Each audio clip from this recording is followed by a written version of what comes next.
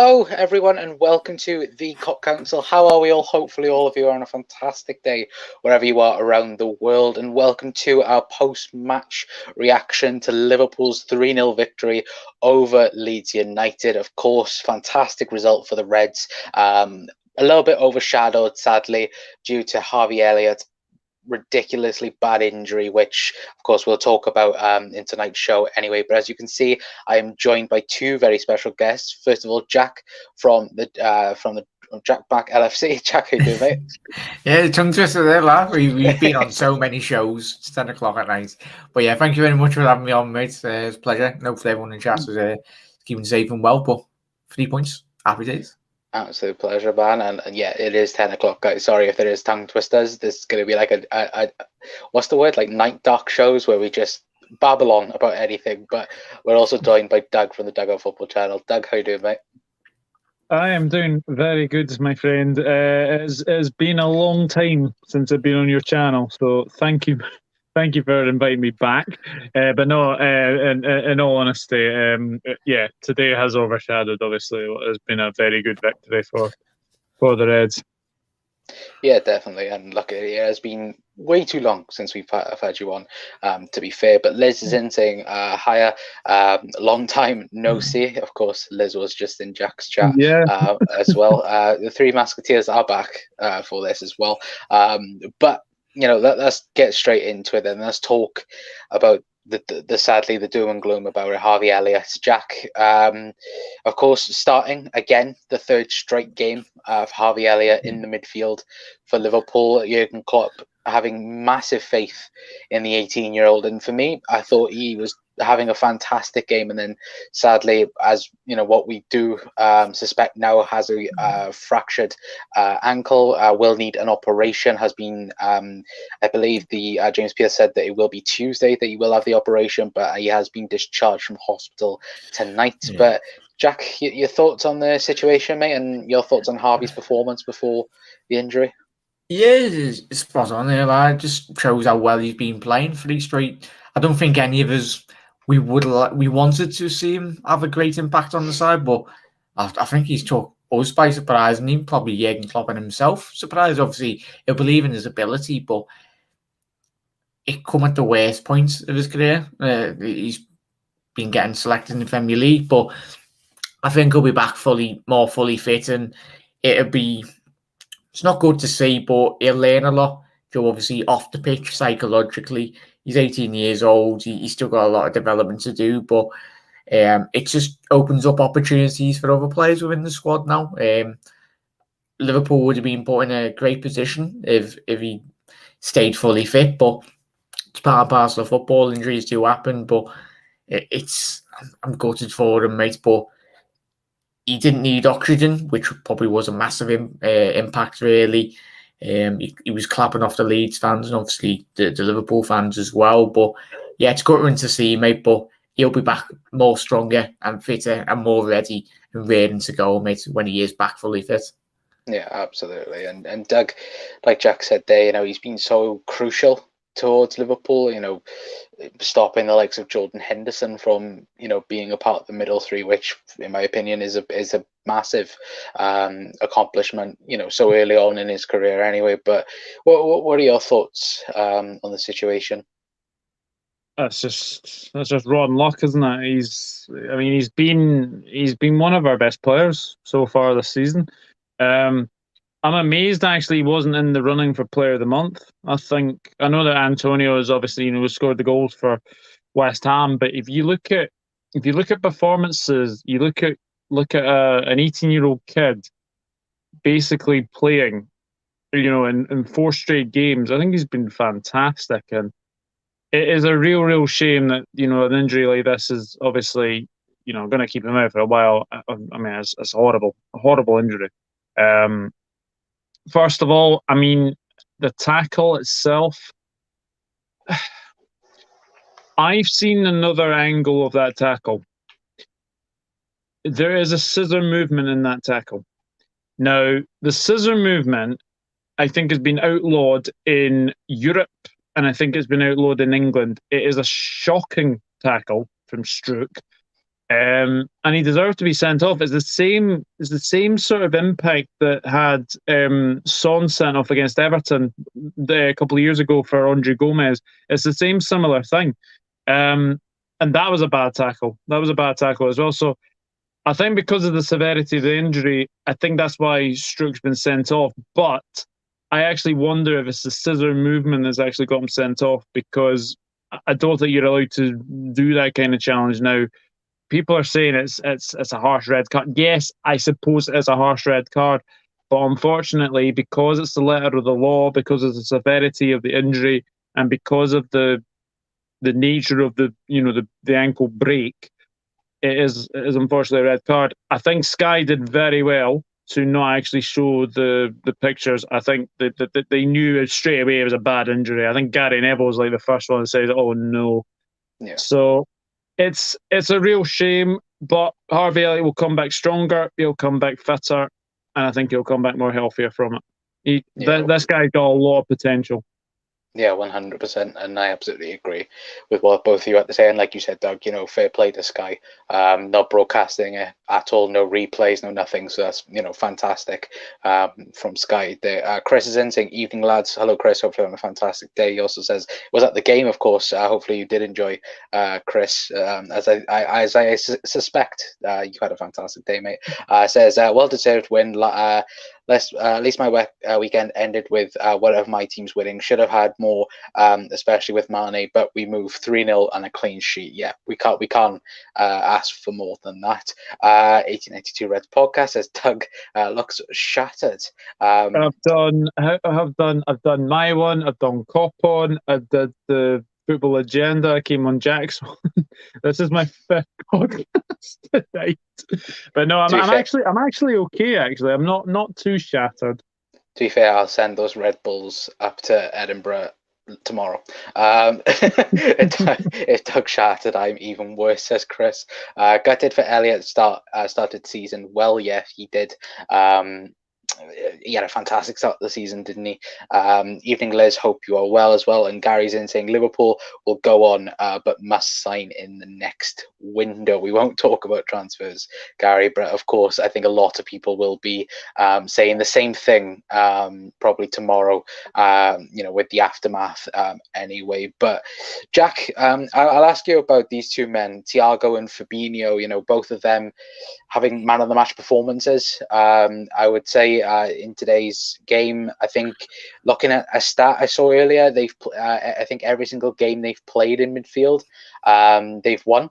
I think the only one game I think was a draw, and that was Newcastle. But Fabinho moved to centre back. But every single game that they've started in midfield and ended in midfield as well, Liverpool have won.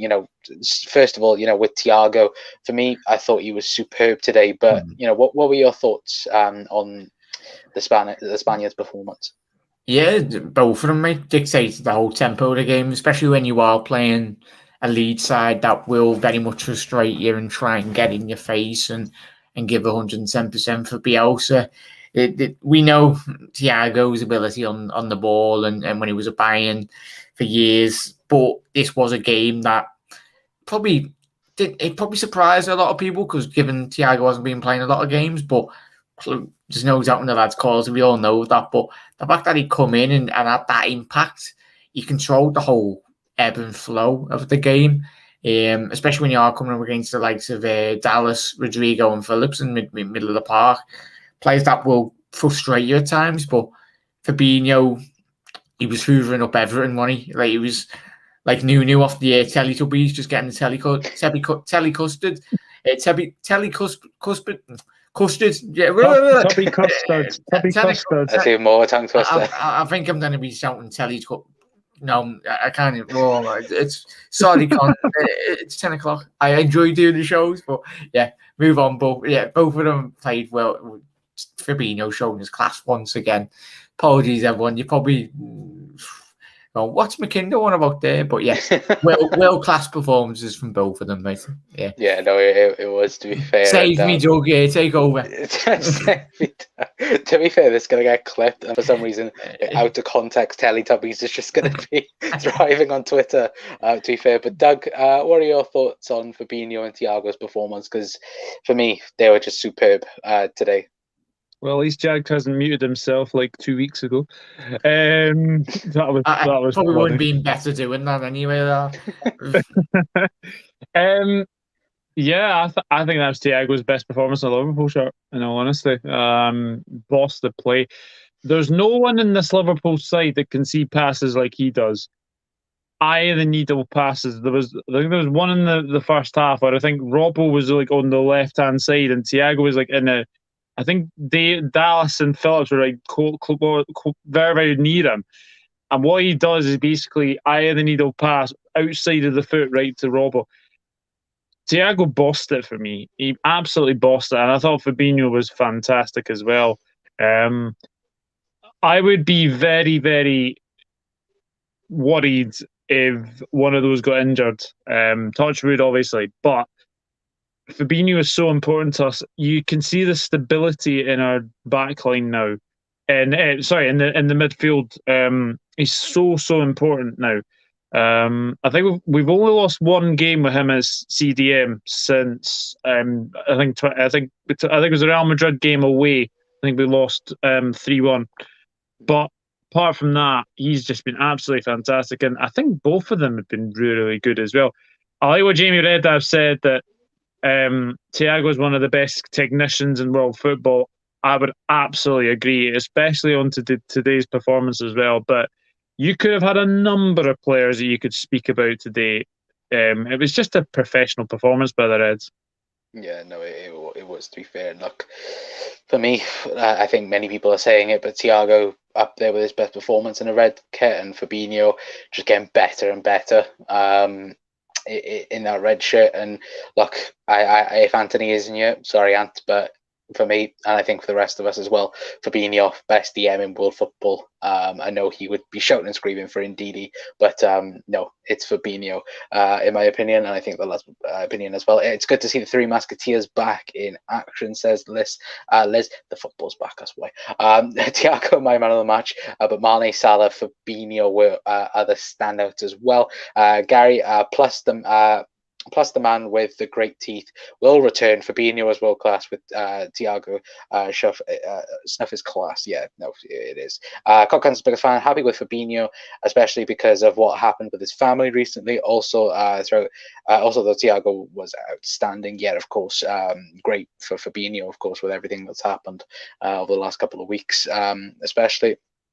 Chris says Mane was wasteful, but he scored, so I gave him the benefit of the doubt. Got in them positions and eventually scoring the amount of chances he had. Likely apology for me getting rejected by Michelle Keegan. To be fair, I think Gary Neville said it. I think the amount of chances he's had, like he will get a goal, and then he did in the last kick of the game, which, you know, I think Liverpool, I think all of us will take, to be awfully honest with you, to be fair. But Jack, I'll ask you about, of course, the man that, you know, is in the title, Mo Salah, getting his 100th Premier League goal.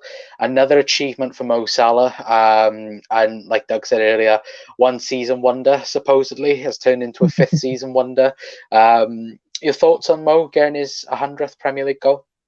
Yeah, I was just getting the tweet up from on Twitter today when he scored that goal, mate. Only 4 players have reached 100 Premier League goals in fewer games than Mohamed Salah. Obviously, number 1 was Alan Shearer, 124 games to get 100 goals. Harry Kane was second with 141. Aguero third in that group, 147 games, and Thierry Henry 160 was 4, and then Salah was only on 162, and he's 5th position, only 2 games more than the great Thierry Henry anyway, mate. But yeah, he will continue to break stat after stat. I'd say there's certain week in, week out, he always delivers, and you run out of superlatives really to actually describe his performances. there's only so many great times you can call him. Oh, he's had a Ross game. But yeah, he's phenomenal, mate. And he's ahead of obviously Rush and Fowler in that little goal scoring game chart anyway, which is ridiculous. Obviously, he's a winger / forward, but if Liverpool are going to be successful this season, he will be the man that really helps us spearhead us to any futures. But the amount of disrespect outside Liverpool for Salah, if he played for United or Chelsea, everyone would be waxing lyrical of him. But it's the fact that he plays for Liverpool and he's not English. Yeah, no, exactly. And I think, to be fair, I think Robbie from AFTV, he wasn't on AFTV, but it was, a football thing, and he said it perfectly, I think, in my opinion. If Mo was Portuguese or European or South American in terms of Argentinian or Brazilian, he'd be speaking about, he would be spoken about being the best. Certainly in Premier League history, whether or not be world football history, probably because of the numbers he's producing. But Doug, it's the fact that it's similar with Liverpool being, rolled out of course, the Premier League already by some pundits, and that even though, I got it by here as a thing, 10 points out of 12 isn't, the worst thing in the world at the start of the season off. And the fact that everyone is already has, said that, Mo Salah this, Mo Salah that, and he's proven people wrong time in, time out, like Liverpool have done. What are your thoughts on Mo, achieving 100 Premier League goals and everything that myself and Jack has just said? Yeah, he's a one-season wonder, isn't he? He's not been great, has he? He's been rubbish. Nah, he's not. I think it's fantastic, absolutely fantastic. I think we all kind of knew it was coming. It was coming for sure. 5-season wonder.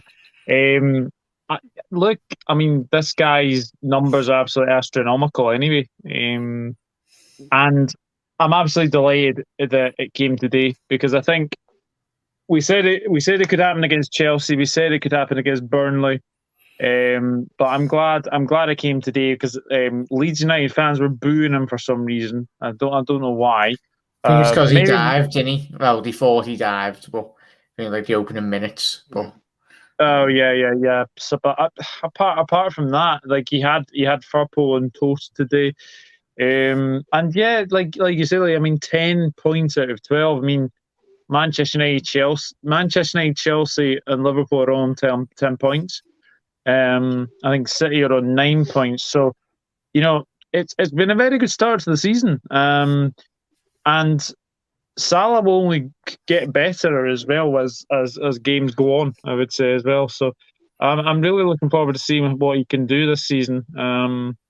And basically, I hope he signs a contract very, very soon, because basically give him what you want, because Mo Salah is undoubtedly our best player. And whenever he gets the ball, I always have an anticipation he's going to do something. He's going to either score or he's going to make an opportunity. I think he's been absolutely terrific, and yeah, very, very disrespected by, everybody really. And yeah, like I said to you, you and Jack, before the start of the season, let the pundits rate us off.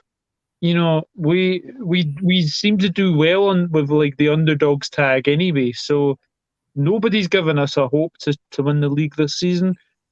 Let's just prove them wrong. Yeah, no, exactly. Liz says Connor dropping the truth bombs tonight. I don't know whether or not I'm dropping the truth bombs. I think it's just, as good old Rafa would say, I'm just speaking pure facts. You can't handle the truth.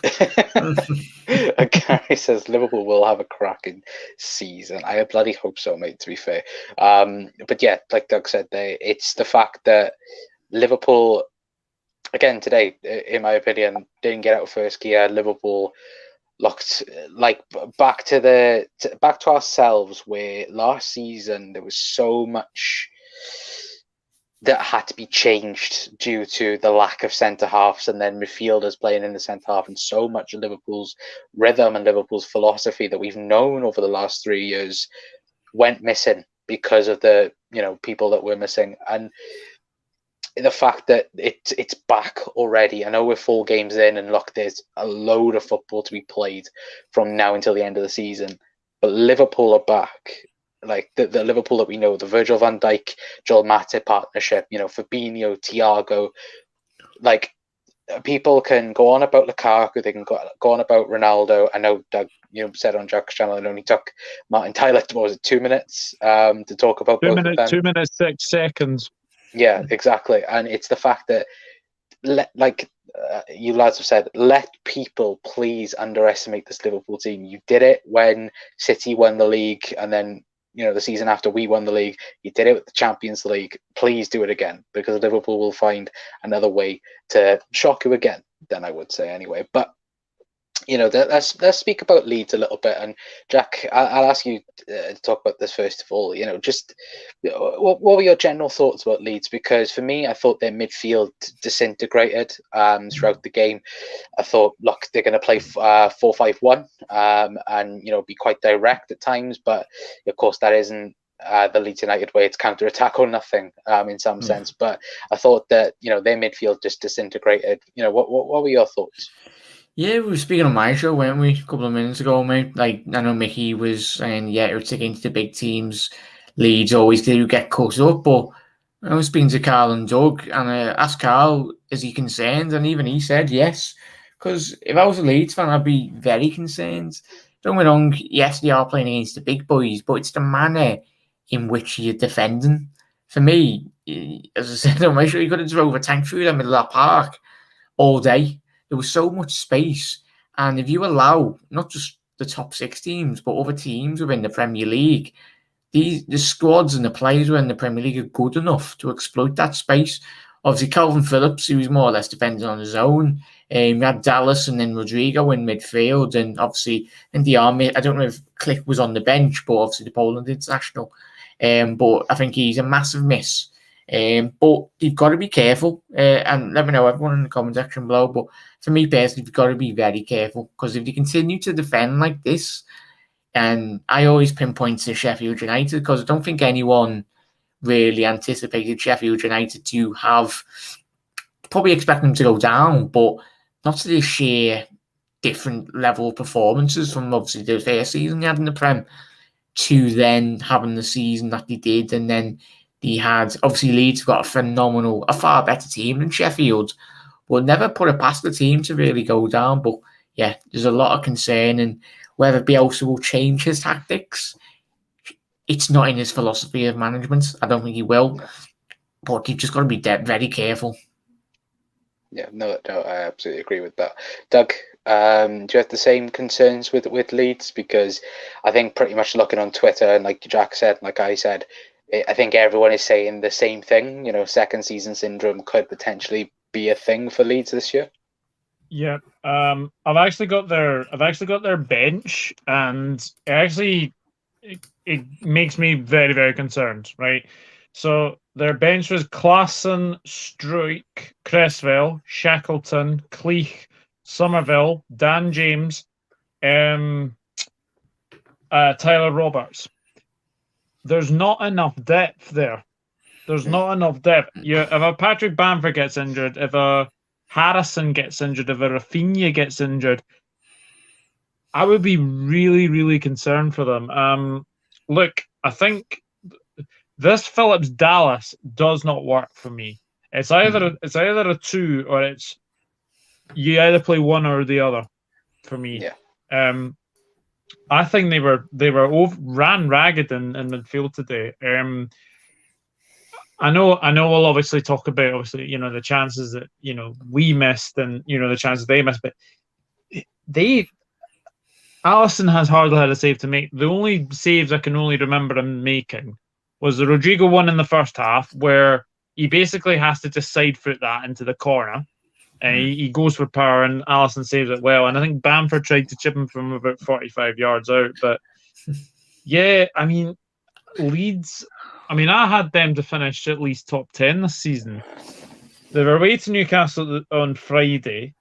If they don't win that, questions will need to be asked, I think, because you're not too good to go down. as we've obviously seen like teams like Blackburn, we've seen like teams like Sunderland, Arsenal. we've seen teams like Wigan go down, and teams like that. You wouldn't expect these teams to go. Aston Villa, for example, they're another one that went down as well. So they will need to change their ways, and they just look so open. Like, I thought they were open against Manchester United. They were very, very poor against Manchester United. They lost 5-1. They lost 3-0 to us today. I've never seen a Leeds team play that badly against a Liverpool side. I mean, I can't remember us being that dominant in the first 50 minutes against this Leeds side. Especially sorry, Doug. It was if Bamford, if he doesn't start scoring, I tell you. Sorry, lad. Yeah, Bamford's a big point as well. Yeah, sorry, lad. Go ahead. No. I was just thinking. I can't remember the last time we were actually dominant in 50 minutes against an opponent in a Klopp team. Well, it's like that, wasn't it? And like Jack just said, and like you said, Doug, Bamford is their only true option. For me, I thought Rodri. Is it Rodrigo? Is that the Spaniard's name? Rodrigo, yeah. Yeah, I thought he was gonna be this forward that could replace Bamford last season, but turns out he's a midfielder or a cam, and it's just I don't get that. Yeah, I don't get that. I don't get that either. Like, was he Villarreal's? Not Villarreal, Valencia's. Yeah, was he Valencia's striker for years? And I don't know what's happened with it. Maybe it's the lack of pace he has now or something. It's like always getting Gini and then playing him CDM. We did that for 5 years. No, but look, guys, let me know your thoughts anyway about Leeds in the comment section down below. Hit the like button as well, folks, if you could. Be very much appreciated. Get the algorithm going as YouTube likes its algorithm. Leeds will be okay, but must defend as well. But before we do head off, because it is very late, to be fair, Man of the Match award must be given out. Doug, starting with you. Man of the Match for yourself, my friend. I mean, I've said on my show, I've said on Jack's show, I'm going to keep it. I think Matip for me. I thought he was absolutely fantastic again, and that mazy wee run to make the first goal was just everything about Joe Matip. And I think if you actually look at it, he would actually be world class if he was, I think the fact that he's come like being a free transfer as well, and also the fact that you can put in account that he has been injured a lot.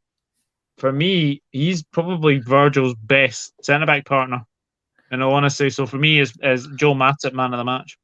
Yeah, no, absolutely. For some reason, I don't know. Right, I'm going to show this, right, but I don't know. Like, I know Jack's mentioned this earlier about Joel Matip, and to be fair, I've been thinking about it for the last 10 minutes since we did Jack's show. But for some reason, the giraffe from Madagascar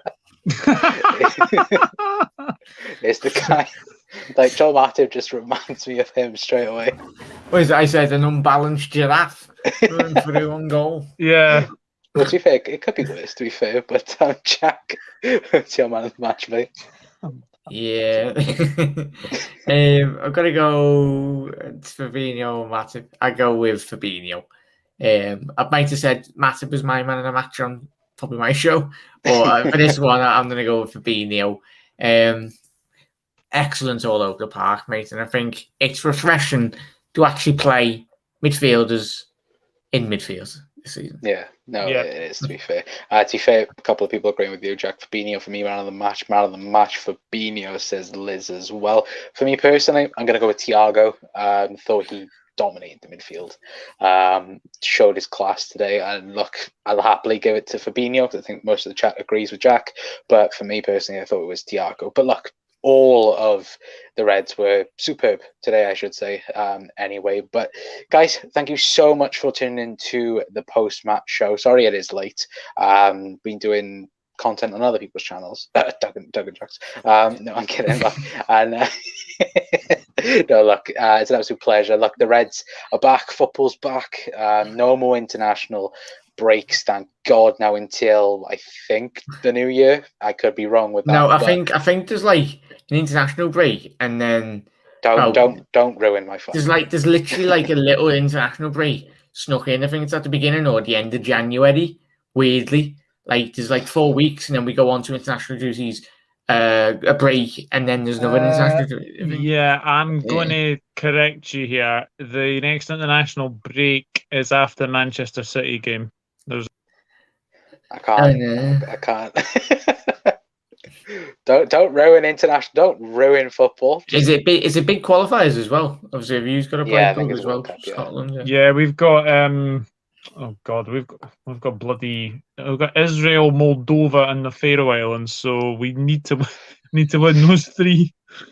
Seems when the Faroe Islands knock you out with qualifying. It's like Sampdoria, there is.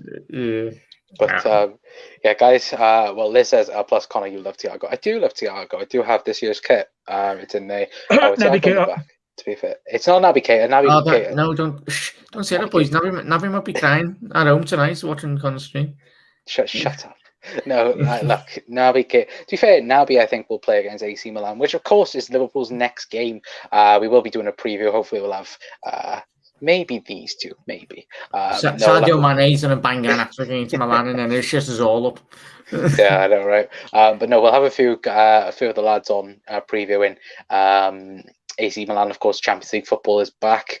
Thank the Lord, and yeah, hopefully Liverpool can do the double this year, Champions League and a Premier League. That'll be very, very nice. Anyway, but Jack, thank you for coming on. Doug, thank you for coming on. Hopefully, all of you have a fantastic rest of your Sunday.